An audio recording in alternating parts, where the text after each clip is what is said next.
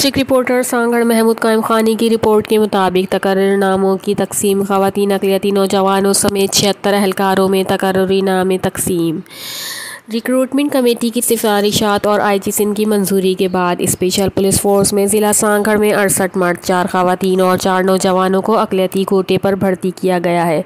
इस सिलसिले में SSPI office Sanghar police force का हिस्सा बनने वाले नौजवानों में तकर्रुरीनामों की तकसीम की तकरीब का एहतमाम किया गया। SSP सांगड़ कैप्टन सद्दाम हुसैन ने नए भर्ती होने वाले जवानों में अपॉइंटमेंट लेटर तकसीम के इस मौके पर नौजवानों से खिताब में SSP सांगड़ ने कहा कि अवाम की जान और माल को तहफ़्फ़ुज़ फराहम करने के लिए पूरी लगन और ईमानदारी से काम करें। इस मौके पर SDPO सांगड़ इमदाद अली सोलंकी और शीट क्लर्क मलिक कमर भी मौजूद थे। रिपोर्टर महमूद कायम खानी, CCN न्यूज़ सांगड़।